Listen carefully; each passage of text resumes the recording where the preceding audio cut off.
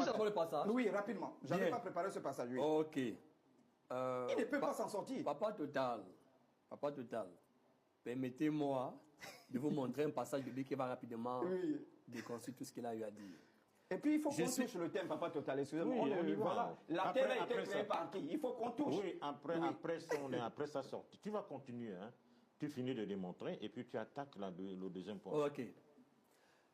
Juge chapitre 13, verset 1.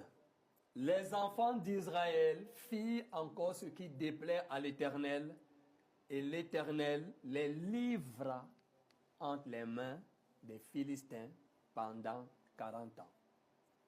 Je peux vous sortir au moins 10 versets bibliques ici, où c'est Dieu lui-même qui décide de livrer ses propres enfants lorsqu'ils lui désobéissent. Donc, ce ne sont pas les animistes qui sont forts, ce ne sont pas les musulmans, je ne sais pas quoi qui sont forts, c'est Dieu qui livre son peuple en cas de désobéissance. Deuxième et dernière démonstration pour rapidement déconstruire cela.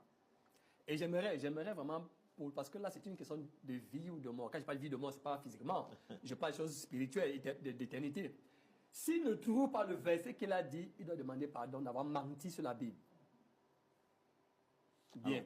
Parce que je vous dis une chose. Voilà, très bien. Exode, attends. Mais Exode, le passage est là. Attends, attends. Non. Dès que tu finis, on attaque le deuxième point. Petit, Exode. Donc, tu vas répéter ce que tu as dit. En répondant, vous allez commencer, par Exode. Deuxième verset biblique, c'est dans 1 Corinthiens, chapitre 5. Suivez très bien. 1 Corinthiens, chapitre 5, à partir du verset 4 à 5. Ça, c'est un chrétien qui mène une vie contre les enseignements du Seigneur.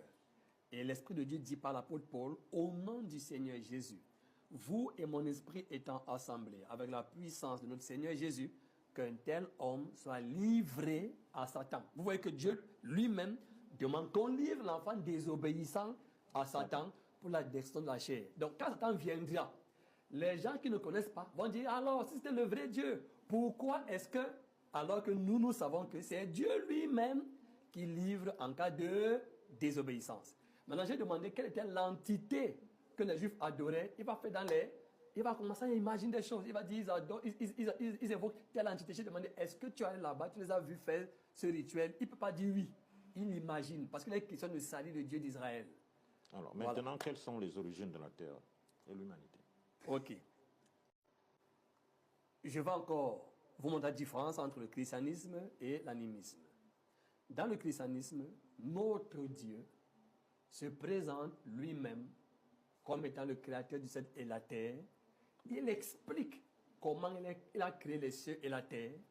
Et nous, aujourd'hui, avec les sciences expérimentales, la physique, l'archéologie, l'histoire, la géographie, on s'en va éprouver ces déclarations et on se rend compte qu'elles corroborent, elles donnent net, elles donnent juste, effectivement, il est le créateur. Par exemple, notre Dieu dit qu'il a fait l'homme à partir de la poussière de la terre.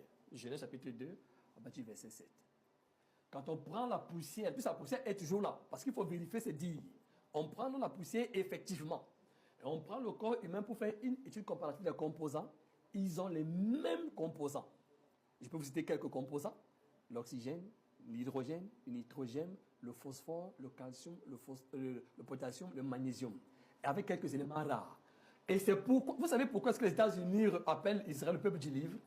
Je crois que parmi les 10 meilleures universités du monde entier, je crois que les Américains doivent en avoir 2 ou 3. Donc lorsqu'ils acquiescent que la Bible, que Israël est le peuple du livre, c'est parce qu'ils ont vérifié les propos de ce Dieu. On a des déclarations qui sont faites au moins 700 ans avant Jésus-Christ, comme Ésaïe. Ésaïe qui va dire que les cieux en haut sont obscurcis. Quand on va au-dessus du ciel bleu, on rentre dans l'obscurité totale. Or, Ésaïe n'avait pas fait des voyages astronomiques. Mais aujourd'hui, des millénaires après, quand on invente la fusée, quand on invente les satellites et on va dans l'espace, on découvre ce que Ésaïe avait annoncé alors qu'il était encore sur la terre, il n'avait jamais fait de voyage astronomique. On prend toutes les déclarations de Dieu sur la création du monde, sur la structure du monde, ça donne exactement avec les sciences expérimentales. Par contre, l'être suprême incréé des animistes, vous savez, je vais Je vais dire quelque chose là et puis c'est un peu amusant. Voilà un Dieu, enfin voici d'abord un intellectuel, c'est quand même étrange. En tout cas, la Bible parle des esprits de séduction qui rendent les gens maboules sur les choses spirituelles. Parce que les choses physiques, il est intelligent. Mais sur les choses spirituelles, les démons rendent les gens maboules. Voici quelqu'un qui m'attaque en disant que mon Dieu se cache. Il n'est même pas capable de donner le nom de son Dieu. Il parle d'un être. Mais nous, on n'a pas de Dieu. On n'a pas de Dieu. L'être suprême, l'être suprême. Mais on n'a pas.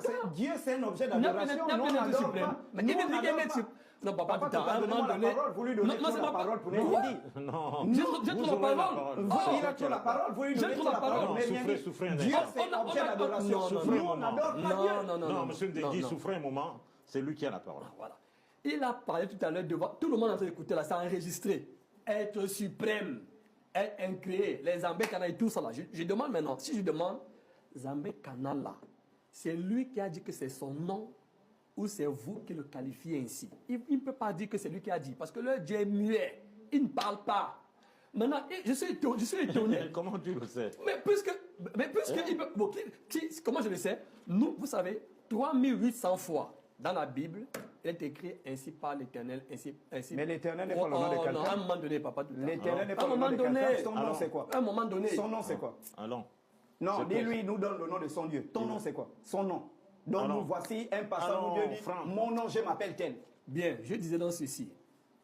Voici quelqu'un qui attaque notre Dieu en disant que il est mythique, il est faux, il se cache, il est peureux.